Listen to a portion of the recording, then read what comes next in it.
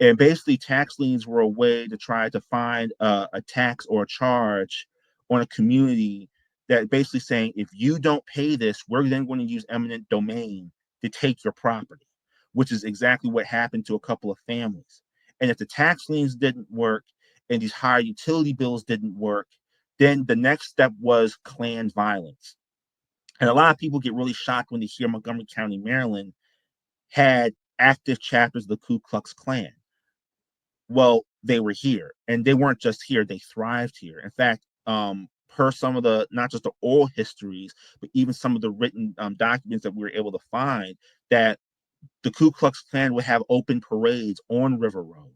They actually had open parades throughout Montgomery County, and oftentimes they often walked around with a police escort, which, as I'm sure that we all know, I'm preaching to the choir here. A lot of these police officers were also members of the Klan. Um, and so what these communities started doing was whenever the Klan would ride, they had blackout nights where they would turn out all the lights in their homes with the hope that the Klan would pass them. And so I know I'm fast forwarding a bit. So around the mid 1950s, by the mid to late 50s, the community by and large was pushed out. And one of the last institutions there was, you had Macedonia Baptist Church, and you had Moses Macedonia African Cemetery.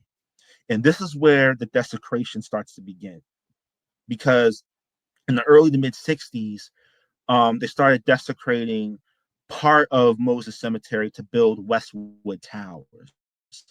And what they did was, and what we found like from the records, is that every time they would have to stop construction every few minutes because they were coming across bones and burials, and they would put them in a sack, or they would push them downward to continue not only construction but to begin paving a parking lot.